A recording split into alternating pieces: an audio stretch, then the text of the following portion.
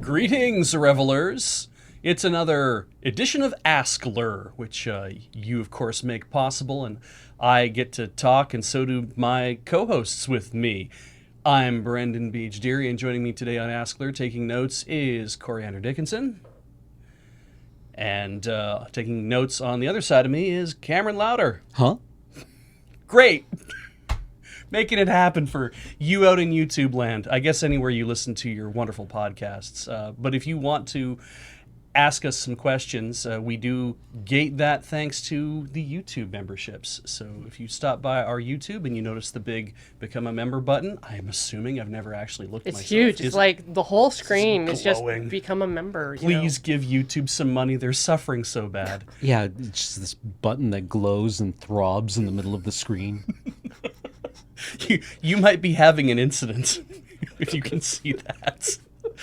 I honestly don't perceve things anymore. I've given up that entirely. That audio on... recording they took of that galaxy. Yeah. It's nothing but an optical migraine. It's just like, oh, what is this? Oh, and the sound I'm hearing. But if you want to become a YouTube member, that lets you ask questions as well. So become a YouTube member, and then when you see the community posts come up where Heather will say, ask questions for AskLRR, then feel free to throw your own questions in there. You can also support the channel by going to our Patreon at patreon.com/LoadingReadyRun, or going by the store and spending some money at the store. There are new card sleeves available. So they're on pre-order right now, but I am trying to get them ordered. And I believe we'll have other things coming up pretty fast as well. I have to interrupt here because I realized too late that this was an audio format in addition to video. So during my introduction, I flashed a peace sign and made a kissy face. Do you want me to introduce you again? No. Okay. I guess we're kind of stuck and we're already here. Go on from here. We also appreciate all of you who join us on twitch.tv/LoadingReadyRun as well, but this is not... They'll never see this. Yeah, you'll never see this because clearly the audiences are completely separate from each other. Let's get to our first questions. If you would all be so kind, I feel each of you has a different method or mindset when performing, and I was hoping each of you could talk a bit about how you choose to tell stories / put on a show, and maybe your motivation or a piece of media that inspires you while performing. Thanks, TK. Thank you, TK. Who wants to go first? I suppose I could start this one off. All right. I found only a couple of years ago a long monologue called Moby Dick by Mike Daisey. And it is a hour-long talk about his relationship with the novel Moby Dick. And his relationship with the film Star Trek II: The Wrath of Khan. And he uses his experience of going to acting school in London when he was a teenager as kind of the conceit for it. Okay, yeah. And so he spends a lot of time talking about the acting in Wrath of Khan, which he loves because he describes it as being completely unrestrained and unconcerned with acting or looking foolish, because as he points out,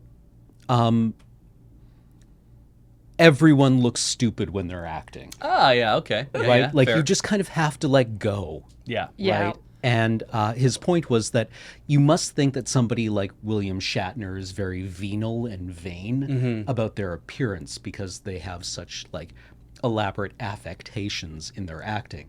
And the opposite is true. Right? You have to just completely let go of any pretensions you have of trying to look cool. Right. This is just like Kirk take the wheel. Yeah.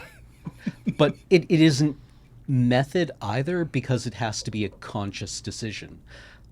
He says that his performance, anytime he's giving a performance, is like a plane that he is piloting. Right? And the audience are all the passengers on the plane and we're going somewhere together. But if you were to try to look inside his head while he was giving that performance, it would not be, I think he says, it would not be him thinking like, I am Iago. it would be him saying, I am trying to act a lot like Iago. Okay, Yes. yeah. Right? There's a difference there, and I thought that hearing that explicitly helped me a lot Right. with how I perform. Right? You are not trying to be like, yes, I actually want to, I don't know, kill my best friend in this moment. You are thinking, I am trying to make my face look like somebody who wants to kill their best friend in this moment, which means that I have to, I don't know, make my face look scary. Right, Right? yeah. And how does that actually look? Right. Right? And there's a lot of training and consciousness in there. Kind of like what would convince these people who are looking at me of that. Yeah, because otherwise you're just playing yourself. Right. Yeah.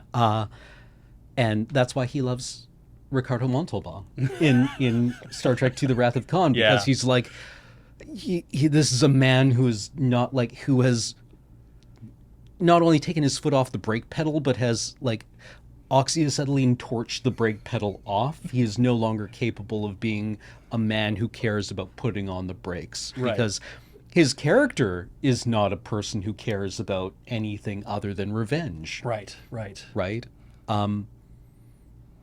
And just that consciousness about it really helped me think about what performance was Right. and what it meant and how to approach it. Okay, that's cool. Yeah, I found it extremely helpful. I like that. That's really neat. Do you have anything, Corey? Sure. Let's see. I'm super visual. So earlier on, I latched on to stuff like face acting, and I would like sit in front of the mirror and like flare my nostrils. This year, I'm working on trying to flare only one nostril and get them like a little asymmetry kind of thing. Like I can only do the Spock eyebrow thing on one side, and it's tragic, but I'm working on it. So earlier influences are like Jim Carrey or comedians like Robin Williams, although I saw his stand-up way later than I saw like doing the impressions, Oh yeah, yeah. which is, you know, very over the top, like, I'm Peter Lorre, but I love that stuff. And a lot of my performance is very instinctual because head empty a lot of the time.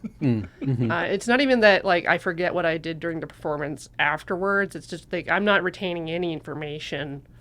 I just like in a full reaction space. Right. when Yeah. out in front of people, which is not entirely different from how I live my life. I have a real problem with corpsing because I'm always watching myself and everyone around me. Right. Right. So,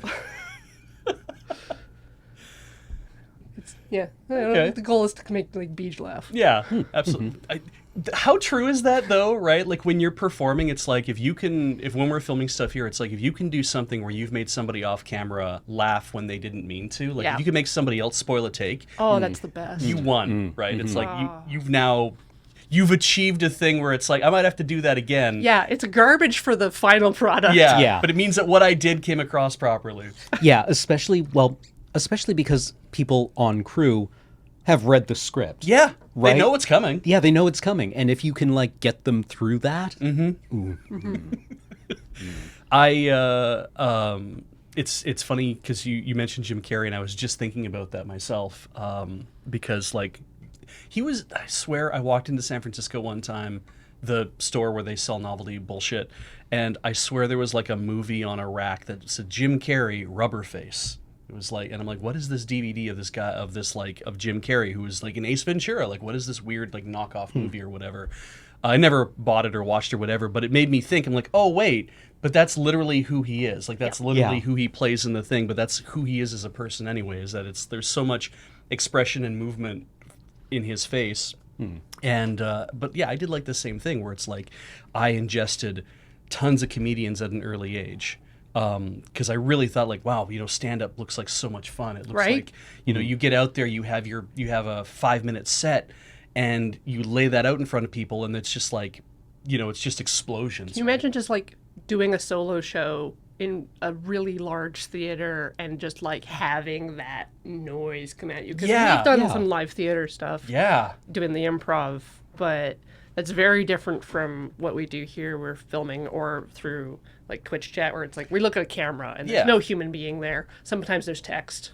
Yeah, and it's so seductive being in like years and years ago when I was on the 404s and we did SacraCon, and they let us, because normally what you're doing is you're playing a room of about like 40 people, Yeah. or maybe you get like the nicer theater where 125 people show up. This is like an anime-thon where they didn't have giant theaters, and SacraCon was like, you guys are, you're supposed to be hot shit, and you did like a 300-person theater at Like Otafest or something. Anime Evolution. Oh, That's what I'm yeah, thinking of. yeah, Vancouver. And half the people who work SacraCon also work Anime Evolution. So they're like, we want to put you on the main stage to entertain people for a bit, before and after like big things. So they're like, come on in, and it's a ballroom, and it's 2,000 people, and it's like, right. And we brought the house down every time. It wasn't like we were doing like a full hour-long show, but it's like we have a lot to do here for about 15-20 minutes just to eat up some time because they need things to do. And people loved it, and I'm just like, oh, that is so intoxicating as a thing to do. It's like I want to do big rooms all the time. And the best part about improv is that your only preparation is learning how it works and practicing how it works. And it can be different every single time. It's not like I have to write a tight 60-minute set of stand-up.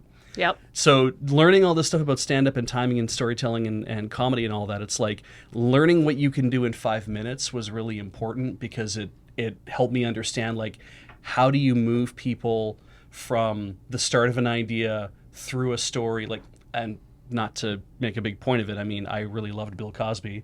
Well, we're going to separate. I understand, yeah. Yeah, that, but it's like I really love Bill Cosby, and Bill Cosby was all about, I'm going to sit down in a chair and I'm going to tell you a story. And it's going to have little funny moments, but it's going to build towards a climax. And so I would sit down and write out his scripts and stuff, and I could actually, you can see as you're going through it that you're like, I can see where we're building to the big joke and the big reveal, and you listen to it over and over, and you get a sense of, okay, this is how storytelling works. And like, even the most awful things of like language arts classes and English classes, and teaching you the idea of like there's rising action and you let people down a bit. And I'm like, and as I got older and started doing like improv and stuff, I realized like it's like, oh, a lot of that follows the same idea of that you should be bringing people into what's going on and giving them moments of relief. And even when we would structure a show, we did the same format in Synaptic Chaos Theater. We did the same format of show every show. Yep. It was always like, start with these games, end with these games, put these games in the middle, and then build this together, put your shorter games here, give people a longer game so you can actually have time to tell them a story, and then give them some other shorter games after that. Make sure the audience is involved at several points throughout the show, not just at the top or the bottom of the show. And the structure of creating, like, here's a really good rhythm so that people are always kind of engaged, was always really valuable to help move things along and get like the maximum amount of laughs out of people, no matter what it was we were doing. And then because your friends are your real audience, you make a lot of Dune references. Yes, absolutely. Yeah, I don't think I had like any specific stuff. I think the thing that had the biggest effect on my performance is probably Keith Johnstone's Impro book, because It's a good book. when I remember bits of it, when I'm trying to do a performance and I'm stuck and I'm like, okay, I got to get up and do a thing. What do I do? Sometimes that'll flash into my mind of like, why not try this? I'm like, I will get up and do this. I will, build character. Okay. Build character in my head. I want this person to be like this, or I want the activity to be like that. So just get up there and do that immediately. And then that'll force us in the direction to do it. That was always very valuable. I'm done talking. Next question. Yeah, next question. Loading Ready Run this is from Nicholas Velasco. Loading Ready Run has evolved so much since its fledgling beginning on YouTube. I've wondered some of the changes that have been made during the past 3 years specifically.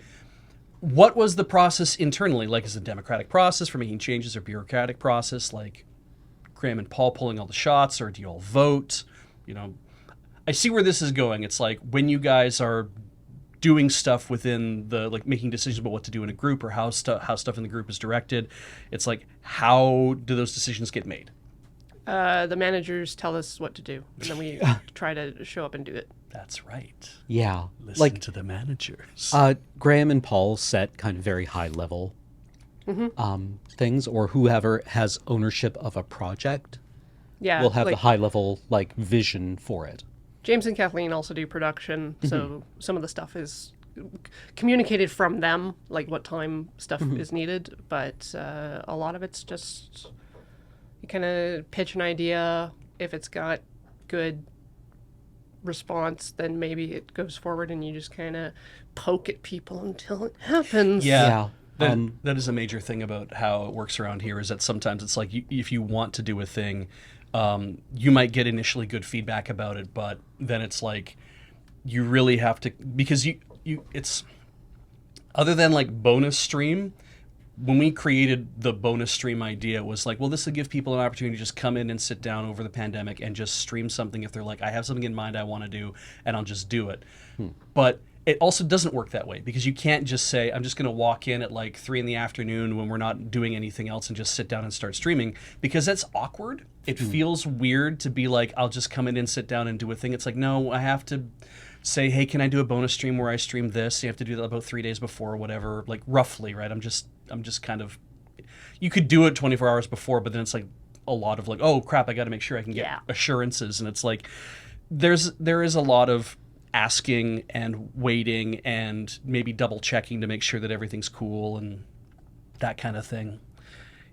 You're going to say something, Cam, and I interrupted you? Oh, I was just going to say that like once we're working on a project, the process feels not like we don't vote really. Organic. Yeah, it's organic. Like we're all pretty good at what we do, and we're all pretty good at collaborating with one another. And there was this movie that I really like called Sunshine. And at one point they're trying to come to a consensus about what to do. There's a decision point Blow they up have to the make. They have to decide something. They can only go one way or the other. It's going to be a very big like change in what they're doing. And one of them says, so we vote. And one of the other characters says, no. We're a group of professionals and experts. We are going to come to a consensus based on the evidence and our professional opinions and our experience. We are not going to vote. Right. If we have to discuss this to a point where it's like, okay, we all agree it can happen in this one way. Yeah. Yeah. Yeah. Like we're not going to propose various solutions and then like pick the most popular one. Yeah. No, it's like there are hands up moments, but it's like, hey, who would want to do this thing? Hands up. Yes. Yeah. Yeah. Yeah. Yeah. There's a lot of like, you want people, from my perspective, as one of the management team, is what I want is for people to anybody who wants to stream or do whatever, I want them to like put a thing forward and say, I would like to do X. And then at that point, I want the people who look after production to say, okay, let's talk about you doing X. Let's figure out when you can do X or how we can do X. Let's figure out what people you need. Let's figure out what the resources are to make that kind of thing happen. And it's pretty loosey-goosey, which I don't like at all. But it's so loose, because sometimes what I want is like, okay, we've agreed we're going to do this. We're going to start on this day. We're going to do whatever. And like, until we get to that point of we've agreed what we're going to do, we're going to start, we're going to do whatever, I'm always kind of like, and are we doing it? Is it going to happen? Yes, like, because I'd like to see it happen. I'd like this person to be able to do a thing, and like that kind of on a recurring project, like whether or not it's like we're going to do a Dice Friends or we're going to do like a brand new stream for somebody or those kind of things. It's like I really just want us to be able to say, well, there's room for that, and if you're going to look after things, and if you need a very little budget for that, let's just kind of get to that decision fairly quick. But sometimes it's like we have to take some time to feel it out, which sucks, because it is, I mean, ultimately, audience, this corporation was started by Graham and Paul, and they have to be the ones who are chill with what's going on, right? Because everything we do here, even me, right, everything we do at Loading Ready Run is being done in the name of the thing that they started. Hi, Paul, who's over on tech. Yeah. So it's like we are ultimately beholden to that decision. It's just very fortunate that what Graham and Paul want to do is they want to make cool, fun stuff that people enjoy. And so it's a little easier than being like you have to walk up to your boss's boss and say, hey, I have a proposal for a tiny piece of the organization, and they're looking at you like, who are you again? Why are you asking my permission? Like that doesn't happen here. It's especially hard because I want to make boring things that people hate. Yeah, I know, right? And there's a lot of like, we'll have conversations even within the management team about, how do we do this? How do we make this thing happen? And it's like, ultimately there's always bottlenecks, and there's always like a lot of production capacity is sewn up in a small amount of people. And that's tough too, because you're like, there's only so much money that we have. And thank you for helping us with that. Thank you for actually providing pretty much all of that. Yeah. And so it's like there's only so much money to go around, and there's only so much time that people have, and there's only so much opportunity for, if it's an edited project or whatever, to have that kind of thing, or if it's a project that needs teching, we only have so many people who can actually tech on a thing, and so that makes things tougher. But it doesn't preclude us doing, like, it doesn't mean that we're just not going to do nothing at all. It just means that we are a little more constrained about how many things that we're willing to do. All right, I've spoken at length about that. Deborah Johnson Cortese asks, as you know, RoadQuest was a passion project for Graham. No kidding. Oh. Yeah. Huh. It took him years to bring it to life. What is a passion project that you dream about and would love to see happen one day for Loading Ready Run or personally? I cede the floor. Well, it's called RoadQuest, and we take a group of people and we drive cars somewhere. We specifically talked about doing something like that with Kathleen, Molly, Heather, and myself, going down to like the Schultz Museum, or I want to go someplace weird like the House in the Rock or some stupid nonsense. I don't know where that is. Out east. Oh yeah, like Newfoundland kind of. It's not in Canada. Very out east. Okay. Yeah. But I also sort of got into LRR by pitching like an adventure video game thing. It was supposed to be like a Chessel alternate universe thing. I think it was like Baxter's Day Off or something like that, where you could like click around and be the cat. And that never happened. Did a lot of research for that. What else do I want to do? Oh, group trip to Japan is a big one. Yeah. I want to go to Japan with a variety of people so that, yes, we can film content and do a bunch of stuff together, but also at the same time, people can like splinter off into their own groups, and I could like go have fun with people that like the thing I like. Yeah. And not walk 5 hours to like some monkey fountain that I won't like. Where's this monkey fountain? I don't want to talk about it. Okay, great. So we'll probably only be another like 5 years out from Logan Paul having poisoned that entire experience for everyone. I mean, the nice thing right now, if you can call it a nice thing, is that apparently tourist visas to Japan are really still highly regulated, is my understanding, because I was looking into it the other day, and I just happened to see it. I was like, oh, I wonder if we could go back travel to Japan right now, and I just saw a thing come up as I was thinking about it, and it was like, yeah, tourist visas are not a thing that are really happening in Japan. You have to work really hard to get one. And I was like, oh, okay. And I don't, for all I know, that could have been a year-old article, but I was just, when I saw that, I'm like, just came to a stop, and I'm like, yeah, they're probably not that interested in having a lot of tourists, still with the pandemic technically still going. I would love to do something like that, but just trains. Yeah. Yes, I would Just love ride trains. everywhere. Trains, or slow a boat. trains, fast trains, boat.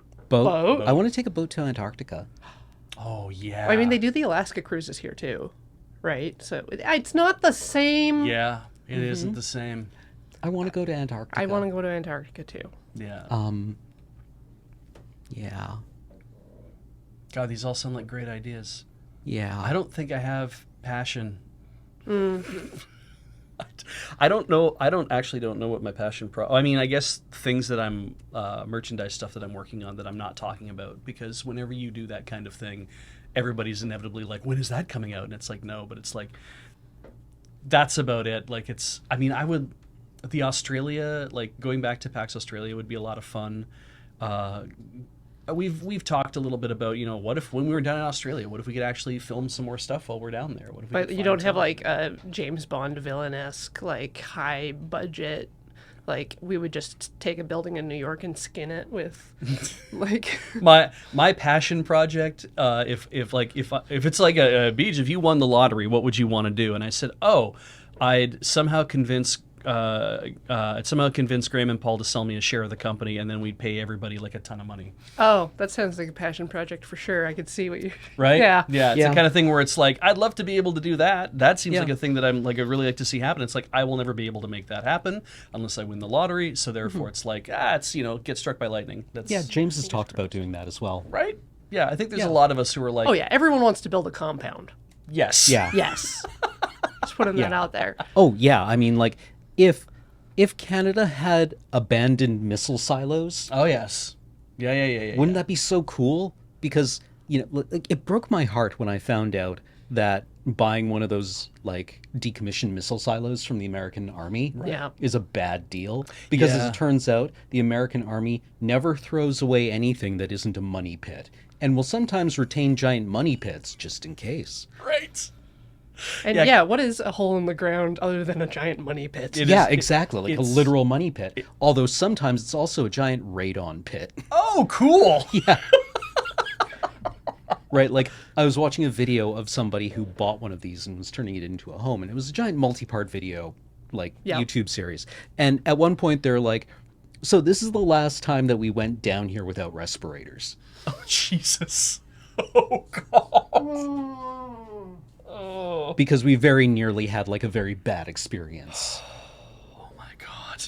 Right? Because apparently, they just like, filled with carbon dioxide and Yeah, exactly. Yeah, Yeah. it tends to settle. Yeah. Yeah. And then it's like, and I hear that they leak all the time. Yep. Yeah, Yeah. especially- They have pumps set up everywhere. Oh, my God. It's just heartbreaking. It was heartbreaking. Yeah, but speaking of respirators, if we could do like an abandoned architecture, like adventure Oh, shoot, kind of spelunking a nighttime, bit. just wander through the sewers or abandoned tram stations and things like that. 'Cause, Yeah, like, yeah. I know there's some underground stuff here, but there's a bunch of underground stuff in Edmonton for like unfinished LRT lines. And Yeah, things like yeah, I would love yeah. to just look at Cold War ruins. Yeah. That's a personal thing of mine. Yeah. Like, go and find abandoned dew line stations in the Canadian Arctic. Oh, cool. Okay. Yeah. Um, Oh, I guess the thing that I always wanted to do, like I want to take, like I'd like to do a long train trip, and I read about doing the Trans-Siberian, yes. and I was yeah. like, boy, that seems like it'd be really fun. And then I thought about it more because I'm kind of like, you read about things. It's like, great, so bring about 3 books, Yep. because that will be all you're doing. Don't bother with your phone because there's no real place to. If you get the really nice carriages, you could charge it, but then what are you going to use because there's no Wi-Fi? Mm-hmm. And I think there's like now some of the carriages might have Wi-Fi, but it's like, Yeah. but ultimately, you have to be okay with you're going to be on a train for 7 days, and I'm just like, and this is not really the best political climate to be going to Russia. Yeah, anymore. no, I Well, know. Yeah. that's- yeah, that was Yeah. yeah, that was my extremely selfish reason for being mad at Russia. Yeah. Russia's government right now. Yeah. Like, I wanted to go and ride on the train. You know what? Actually, a weird reverse thing for me is that I didn't give a crap about going to visit Ukraine at all, and I'm a quarter Ukrainian. But it was kind of like I don't have any connection to that at all. My grandmother was my only connection to that, and she's passed on. But ever since the war had started, I was kind of like, oh, this sucks for the people living here. And as I consume more and more of the content, I'm like, I want to go visit now. I want to go taste a little bit of what the life is like over there and see the land and do it. And maybe what my grandmother might have saw when she was like 4 years old or whatever. And it's like, maybe I want to do that. I'm like, well, I can't do it right now. But weird how that kind of like age, Age? my own Yeah. age has caught up with me. And it's like, maybe you need to go look at your roots for some reason. I'm like, maybe I do. Maybe we'll all go to the giant party in Sevastopol in 2024 Yeah. with DJ Tiesto, right? Tiesto. That's there will be so many influencers with the when the war is over and all the speaking of influencers will okay, Logan fucking Paul's rate it. gonna be out Oh there. God, yeah. I don't know. Maybe I can't handle it. Yeah. Oh, just kidding. It will feel icky as hell. All right. Oh, Next question. I regret it. Lauren Fark asks, I guess, with so many stories becoming franchises or, like the next MCU, are there any favorite stories that you would like to see relaunched, more as an updated showcase or a soft re-release? Like how they did like a new version of The Day the World Stood Still, the Earth Stood Still. Yes, that's coming out or just came out. Did it? Yeah. Yes, Okay. maybe they're rebooting Matilda. There's going to be a Matilda series. Oh wow. Okay. Rad. Sorry, that was just I didn't in start my this mind. question, so I don't have Sorry. any ideas in my Neither mind. did But I. yeah. Yeah, like, I mean, the concept of the big franchise is fraught, right? Yeah. So this You're is like, going to be the Master and Commander MCU. Yes, Yes. yeah, Yes. yeah. Although, selfishly, I kind of want to see some Warhammer stuff. Get the big, get like a big treatment on a screen. I think that would be pretty good. I think the Horus Heresy would be dope as shit. Do you I just want to see big dudes shooting other big dudes. with no clear hero in that, can you do a sci-fi series that really is no big hero and still manage to attract like a ton of people? I think so. I think like Warhammer 40K is interesting, in my opinion, narratively, because there are still decent people in the setting. It's just all of their decency and courage and dignity and honor only works to uphold this atrocity of an empire. Right? Like all of the good human characters, like, you have characters like Abram Gaunt, right? Who is, an Imperial Army officer, and he's kind of like Sharp from Sharp's Rifles, right? Howard Gaunt and the boys going to save the Imperium today. And, he's a pragmatist. He's very intelligent. He's, he preserves the lives of his soldiers. And It's possible to call him heroic. yes, it's possible to call him heroic. Right. And, every time they liberate a planet, they kind of like look over their shoulder, and the Inquisition is like, have fun, boys. Right? While they're setting like people on fire. Like, we got to clean this one up. Right? And they're like, oh, right. Yeah. So, it would require a deft hand. But the Horus Heresy books, which is like the deep lore of the setting, they have some fairly heroic big dudes Okay. who you want to see fight the other big dudes because the other big dudes are bad. Is it like the opposite of make them kiss? It's like make them smash. Yeah, make them fight. Make Yeah. them fight. I want to see. I want to see the conversation between Lorgar Aurelian and Robert Gilliman on the bridge of Macragge's honor, when Lorgar is like, "Do you like what I've done to your legion, Gilliman? Your empire must be destroyed, and I have done it, and I've humiliated your legion." And Gilliman's like, and Lorgar's like, "You mad, bro?" And Gilliman's like, "You are such a weasel." Like, Lorgar is so the worst character in that setting, and he's gloating about like basically stabbing someone in the back. See, the way you tell it, right? Because I'm like, I don't know who these people are and I don't know how to relate to them. But then it's like, now I'm picturing them actually acting in the more the more you mad bro kind of way. Yeah. And it just kind of like, oh, okay, I get a clearer picture of what's Just going remember on. how Yeah. big they are too. Right. Yeah. They're like 9 feet tall. And Tiny little heads, but just Yeah. massive dudes. Yeah. And the part that I resent about it is that it's objectively stupid. Yeah. But it's also sweet. Right. Right? Because yeah. like this conversation is happening between like, one character who's on the bridge of his flagship while the fleet burns around him, and the other one who's a hollow projection, who he's been trying to like, they've been trying to communicate this entire time to Right. like, the one guy's like, you have to, like, what the hell's going on? And then Lorgar breaks off the communication, but its hologram stays, and it isn't a hologram. Oh, shit. Yeah. It's Oh, like wow. this warp entity Wow. Damn. that steps off the holograph projector and tries to do like an assassination. And you're like, this is awesome. This is the coolest thing I've ever read. And no, it's not the coolest thing I've ever read. Right. The coolest thing I've ever read was probably Borges. But Right. You're having a great time. yeah, I'm enjoying myself, and I get a little frisson when Gilliman like starts the Mark of Calth. I don't know what that is. It doesn't matter. Great, But okay. it's a great moment. It's a great dramatic moment, and it's entertaining. And it's like when Khan Oh yeah, Yeah, yeah, okay. yeah. When you know when the Reliant smashes Enterprise in that first encounter, and Khan is like, you know, I have done more than hurt. I've done worse than kill you. Yeah. I've hurt you, and you're like, just like slamming Yeah, popcorn yeah. because you're so entertained. Buried you alive. I don't even think he actually says a word there. Okay, Mike Daisy, the dialogue I mentioned earlier, Yeah. points out Mike quite Daisy. correctly that when Kirk screams Khan, like when he has that reaction, Yeah. he has already spoken to Spock and understood Spock's coded message Right. that they are going to be rescued in 2 hours. Yes. Right? Yeah. So therefore, he has to act. Act. Kirk He is- has to act that he's completely upset. Yeah, he has to act like he is beaten and destroyed Yeah. to keep Khan convinced, because otherwise he's just going to fly away. Your piece. Right? He has to keep Khan there, so there's a decision he has to make where he has to pretend to be humiliated and defeated. Yeah. Ah. I just never liked hearing that line because it always sounded like it was ADR'd incredibly heavily. Like it was.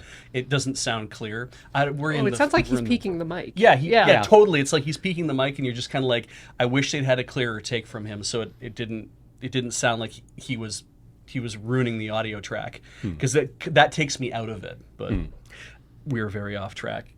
Do you have any? No, sort of.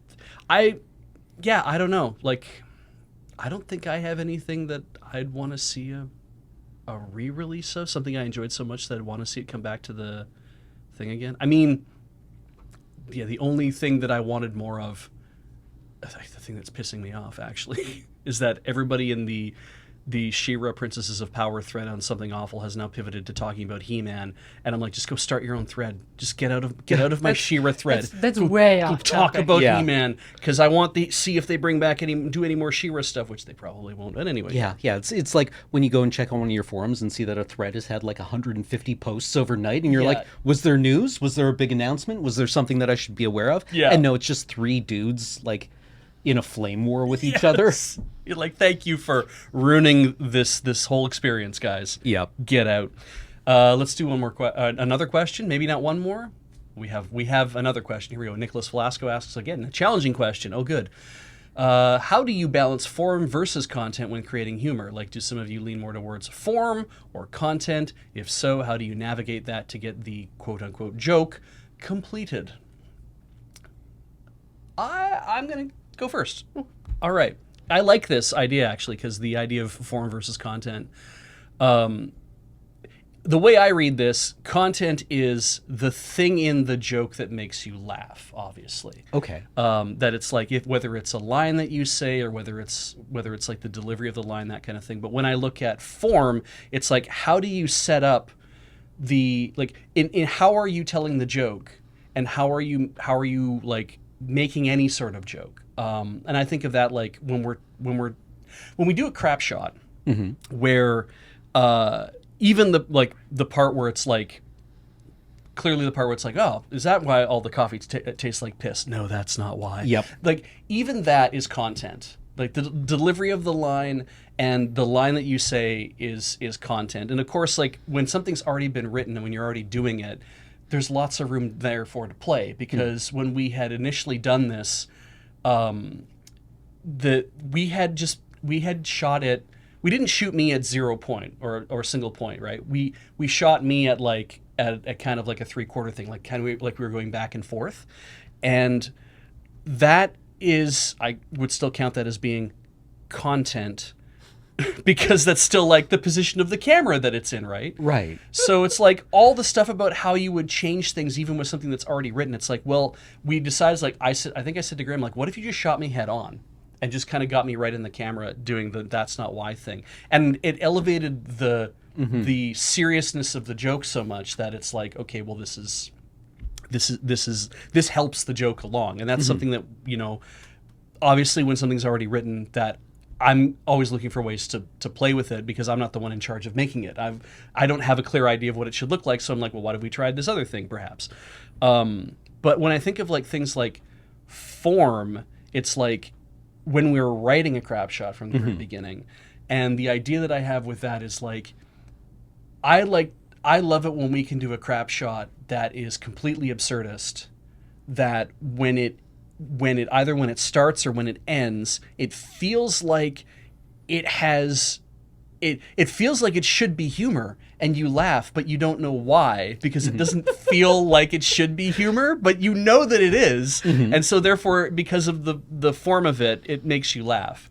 I love reading the comments on those ones, because Yeah. people are like, explain it to me. Yeah, and we're like, don't get it. It's like, Yeah. if you laughed, then you got it. Don't worry. Yeah. But it is Yeah. such a weird thing that happened, and like and that's like when we wrote the Peel, right? That was like, well, ultimately the joke about this is Corey comes out of nowhere like a banana and punches out.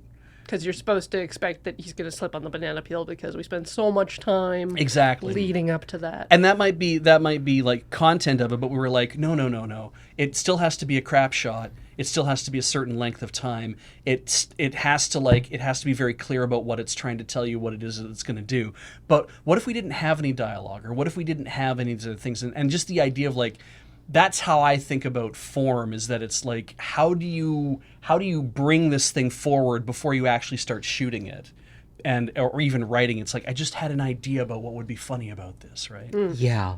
Like, form to me feels a bit more like, is this a crap shot? Is this a longer sketch? Yeah. Is this an improv bit? Yeah. Is this something that we could stream? Or is this better as like, a tweet? Yeah. Or a TikTok? Yeah, that's definitely true, right? It's like, because you're picking the means by which to relate the content. It's like, this is such a short thing, maybe it needs to be like, because when we have taken stuff that I've done in Checkpoint, Graham and I and Kathleen have all done, and we've turned them into TikToks. But of course, you can't take all of Checkpoint and put it in a TikTok. Yes. But you can take just a story and put it in a TikTok and irritate so many people. And I love it. Like, I love that when that happens, because it's just like that shows that by changing the form of the funny thing that we've made, that we ended up with a completely different way to attract or interest or piss off an audience. Yeah. Yeah. Oh, that's really good. Yeah, because a lot of our content has been getting briefer and briefer and briefer, which I feel is good, right? Yeah. I think Kathleen has in her Twitter bio something about how her job is to write a joke, then write it again, but shorter. Yeah. Right? Like, you're kind of peeling away things, and it's really satisfying. Occasionally you want to add stuff. Yeah. Because it can be enhanced by, deepening something, right? And that's only possible if you make it longer. But most of the time, like, paring it down to the essence of a thing and then leaving it with no exit strategy is my personal favorite. Yeah. That's Right? That's Like, great. Yeah. That's comedy gold. Yeah. No exit strategy. Yeah, like, it's one of the things that I really appreciated about the Pythons. Yeah. How every once in a while they would just have the cops show up and arrest everyone at the end of a sketch. I think Right? in a Because bit there of was Fry and Laurie, they had like just someone come in with a chainsaw. Yeah. Right? Like, we have no idea where to take this now. Yeah. Like, how do we end it? It's, and like in Kids in the Hall, one of the things I remember the most was Premise Beach, where they're Yes. just like, Yeah. we're going to do a whole sketch, we're going to do a whole episode, and it's just going to be us dancing on a beach and like yelling out premises for sketches, and then we're going to do it, and it's like, none of this hangs together, none of this makes any sense, and maybe these don't even really go anywhere, but we're just going to do it because we've run out of ways to kind of put this show together or write stuff. Yeah, like, these are all ideas that should be funny. Yeah. And we have not been able to make work beyond. Just that the idea is funny. Yeah. Oh, God. I read form versus content as like content's sort of the words or like the meat of the thing, Right. and the form is the delivery. Okay. It doesn't Okay, really okay. matter how it's structured, but I prefer to like directly confront expectations. So like the content can be completely mundane, but then I'll just be like, Borat voiced my wife, and then everyone laughs. Right. Yeah. Right. Yeah. Yeah. That's a good point too. If you look at form as being the way all the more the subtler ways, the ways that an actor makes a decision, is I definitely love leaning on that kind of thing, because sometimes it is all about like, how do you get the line across, and does it? Because when people tell me that they'll hear fucking zinnias Yeah. and they'll hear me saying it. I'm like, that's not the strength of the line. That's the strength of the delivery coming across. The being like, you will hear it in my voice, and you'll hear that over and over because of just how it. On that day, I decided this is how I'm going to say it, and this is how it's going to come across. So yeah, I mean, by and large, form is so fun to play with because you have lots of options, and you don't know how something should come across. I use Checkpoint as a way to just ramble on about shit. And it's so fun because when Graham and Kathleen were teaching me how to write Checkpoint, they're like, do it like news, right? Don't bury your leads, get to the point like immediately, use that time to then after that to build your jokes after that. And that was very helpful because it's like, okay, yeah, don't go on and on and on. But sometimes it's very fun to start a story that does not have anything to do and turns into more of an editorial, obviously. Right? Yeah. But sometimes, and it is very fun to do that with a story where you're like, come in and then start to draw the strings close, and actually drop the lead and be like, here's what's actually going on in the story, and now give you the information, and now let's just pivot and talk about my life for a little while, and because that's what we're now just meandering all over the place with whatever the hell it is Beej wants to talk about, and end on a punchline, and let's go to the next part of the story, and those are fun. Yeah. That's News Beej to a T. Yeah. You don't care about what's happening in the news because who cares, right? Yeah. You want to know why I'm interested in talking about this, I think. Yeah, I presume most people who watch Checkpoint are already invested in gaming news. Actually, there's people who watch us for the news, much like really? with Daily Show, where it's kind of like, I didn't know that was happening, and I'm mad about that. And it's kind of like, well, I'm glad we could be your source for that. You know, like... Yeah, we pick the 5 things or the 4 things that are happening that week that are important for you to pay attention to, like it's Sonic's 30th anniversary, and then that's what you learned about what's going on, and everything else is ignored until you watch Chill Point the next day, and you hear about all the other stuff that's going on. For Corey and Cameron, Jaliser asks this. How much fun has Kill Team been? Has the reaction been as good / better than you'd hoped? Are there any other armies you would like to play? Yes. It's been... I enjoy playing it. I enjoy painting it. I hope you do as well. I agree. Yeah, it was fun. The painting, I think, is my favorite part of the thing. A different team would be something easy for babies, like Space Marines, instead of the psychic clowns that can fly. They put out a new list with the abbreviated rules. The Space Marine Intercessor list. Yeah. It's clearly aimed at new players or people with an existing 40k Space Marine army because it requires 2 boxes of Space Marines, basically. Nice. So, well, you've already got 2 boxes of Space Marines. You might as well play 40k, right? Or, you've got a Marine army, you can just take 5 models out of it and play Kill Team now. But it's apparently also quite a good list, like quite a strong one. Okay. But yeah, I just think I dove in too hard. Right. Yeah. The Harlequin Void Troop is, I think, it's quite a powerful list, but it's, it's finicky. I would like to do Marines. Because they're just big dudes who shoot other big dudes with big guns. I want to do the Imperial Navy boarding team or breaching team that's coming out in the next box set and paint them up like Age of Sail Royal Marines with white spacesuits and red like accents. And you've got your Corsairs. Yeah, I've got my Eldar Corsairs. I've got my Chaos Cultists. Do you have any sisters? No, I don't. I didn't get the novitiate box because it's not quite like the brand of sisters that I want. The teenage novice nuns isn't quite there. No.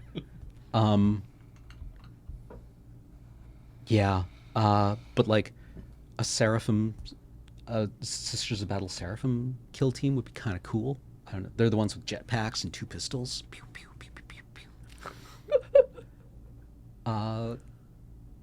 Chaos Space Marine Legionnaires. Yeah, I don't like any of the Chaos or Plague Guard or any of it. It's like, this is just gross and lumpy, and like you make a vomit cloud that poisons crap. Yeah. I've developed a real appreciation for Chaos Space Marines again because they're all such dirtbags. They really are. They're bad people, and they're kind of enjoyable in that. Like, there's a couple of really fun novel series about Chaos Space Marines, and you're just like, why are you like this? We're going on a very long story about why you're like this, and you're like, yeah, I guess it makes sense. I guess, yeah, I can see it now. God, I hate these people. So right? Like, but they make it. It's compelling. but the mechanics of the game, like when you guys have, because I teched only one game, so I didn't get to watch but the mechanics of the game are obviously very interesting because it is like, yeah, I can sit and I can play a whole game in 3 hours, and that's, I don't know if that's any better or worse than playing a full 40K game. Oh, 40K is, honestly, 40K has had this problem for a very long time where I feel that the armies are much too large for the play area, and there is no, you can have mobility within that, but the overlapping fields of fire make a lot of it feel irrelevant. With Warhammer Fantasy Battles, it was positioning was very important. In Battlefleet Gothic, which was their spaceship combat game, positioning was very important. In 40K, everyone can just pivot on a dime and shoot in any direction, so you're just kind of shoving blobs of people. Yeah. Just trying to get them in range. Yeah, like, you know, if you're playing bugs, you just kind of like take a meter stick and like shove them across the board and are like, have I won yet? How about now? I've lost? Okay. Let me get my bugs and Yeah. go to the next table and get the meter stick out. Yeah. It's so it's good then. More kill team. Yeah, I like it. I think the rule set is actually quite good. It's still Games Workshop, hire an editor for the love of God. Hire Stop using the same words for different things. Yes, please. Hire somebody with software engineering experience or something like that. Flowcharts, like, please. Like somebody who knows how to write rules instead of just trusting your audience to get it, because you kind of can get it. But other times, like, can I actually shoot at this model or not? What does obscured mean? Like, obscured versus line of sight versus cover versus, like, I was having a lot of vantage trouble points. following all of that because I was a complete novice and just sitting there listening to you guys say all these things. I'm like, don't these all kind of roughly, like when you're in cover or you're obscured, I'm like, I guess that means two different things? Like, okay, cool. I feel that the measuring things, or the distances in that game, are emblematic for a lot of the problems with Games Workshop's rule sets, because they decided that they didn't want to have, this was a game they wanted you to be able to play without a ruler. Right. But everything's still in inches. Yes. So what they have done is they have elided the distances behind a series of symbols. So your weapon might have infinite range on the tabletop, or it might have pentagon range. Or square. Or square, or triangle, or perhaps circle. Didn't they also give you like a... Yeah, they'll give you a little tool with... A tool, like a ruler? Like a ruler. I kind see. of like a ruler, Beej, All I right. suppose. You have to buy it from the box. Yeah. And you would think that, like, okay, I see where they're going here. Circle must be 1 inch. Triangle must be 3 inches. Square is 4 inches. And a pentagon is 5 inches. Yeah, that's a number of sides, yeah. You would be completely incorrect. Great. Pentagon represents 6 inches. Square represents, I think, 2. Triangle is 1. And circle is 3. Because a circle is a 3-dimensional object, Beej. It's just intersecting a 2-dimensional plane. A pentagon has 6 sides. Right. The 5 sides, and then the bottom. Right. Triangle's got 1 pointy side that goes up. Yep. And a square is made of 2 right angles. Or two angle pieces. Is that literally what it says in the book? No. No, Good. it You just found, tells you you. found a way to make it make just sense. tells you it's like a triangle is 1 inch, and we're just going to use triangle for the rest of this book instead of telling you something is 1 inch. Okay, great. Lovely. I guess that means if they ever decide to make the things larger, that it's like, now it's still a triangle, but now a triangle is a completely different series of units. Anyway. Yeah. It's baffling. It's baffling. I just saw it and was like, bruh. That's lovely and intuitive. At least I'm not alone. Let's make this our last question, actually. Okay. Deborah Johnson Cortese. Sometimes very bad movies are fun. Sometimes movies that should be good just aren't. Subjectively speaking, there's a good way to go with that. What is the worst movie you have ever seen? Why? Who would like to go first? I mean, like, worst... I was thinking about this one quite a lot. Like, the worst movie I've ever seen is Prometheus. Oh. Because, like, I mean, it's a very technically well-made film, but nothing happens in it that makes any sense. People have very, like, tortured logics for why characters behave the way they do. And it just, like, it sucks. It sucks for a variety of reasons. But everyone kind of broadly agrees that it sucks. And the movies that I find the worst, or at least the most uncomfortable viewing experiences for me, are the ones that people I really respect love, and I'm sitting there watching it with them, and I have to get up to go to the bathroom, and they say, "Should I pause it?" And you'll be like, "No, don't bother." No, it's okay, right? Like, And you say no, and they pause it anyways. yeah. I mean, that's a comedy example, but the experience where everyone comes out of a film and they're like, "That was awesome," and you were like, yeah. I mean, I did that with The Phantom Menace. Yeah. When we watched The Phantom Menace in theaters when it came out for the first time, we're like, man, that was awesome. And then, like, the next day, everyone's like, that sucked. And I'm like, did it? And then they start talking about it, and you're like, I guess in a way it kind of did. Well, good thing I saw it 3 times and didn't talk to anybody. I have an actual answer, but do you have a... Yeah, I've got answers. I had a lot of nausea problems with Cloverfield. That was a bad time, subjectively. I think I was considering walking out of Don't Mess with the Zohan, but the fire alarm went off and we got our tickets comped, so that was okay. Even better. Yeah. But I hated that. That was a bad time. But I wanted to address this with the objectively worst movie I haven't seen yet, but I plan to, which is 1981's Roar. Because in the late 60s, Tippi Hedren was in Mozambique shooting Satan's Harvest, and I don't know if they were married at the time, Noel Marshall, they decided they wanted to make a movie with big cats because he still had some lions. And so they started shipping these big cats to California. And the script finished in 1970, and then it took 11 years of production. I think it was 5 years of filming, and over 100 injuries occurred. They had untrained big cats, and they were doing like this family comedy thing. A man became injured. Yeah. Within the first 2 years, I think over 40 people were injured. Jesus. And then afterwards, getting rid of the cats was also a problem. But it's just like the worst thing. God, could you imagine like losing a hand in a film and it sucks? Yeah. Right? How unfair is that? Oh, God.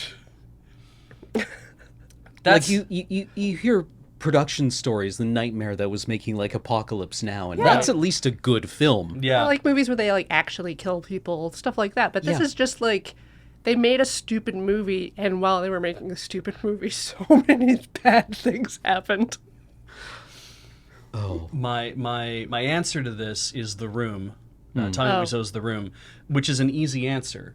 But what's weird about it is the only reason that I say this is because I have sat and watched movies. If a movie is not very good, I just forget about it. It's been weird. Like, I'm like, did I watch that? And you'll sit down, you'll start watching, and you're like, I did watch this, and you'll turn it off.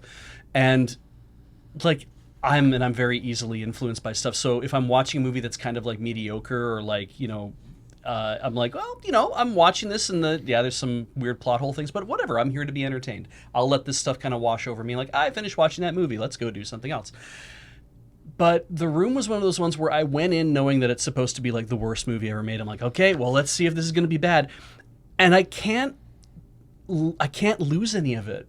Like, It's just in there? It will be in there. And I'm like, that's, I think, what makes it the worst movie is that I'm like, I know I'm going to retain all of it or not all of it, but a great deal of it forever. Tommy Wiseau's naked thrusting ass. Yeah, it's like oh God, I had forgotten about that specifically. And Was it 3 times that it happened? well, I know that he had sex with the girl 3 times, and it was like twice it was the same thing run back, and I was like, right, but the part with his ass I'd forgotten all about. Yeah. Like, okay, I have not seen The Room. Right. And I have no desire to. Sure.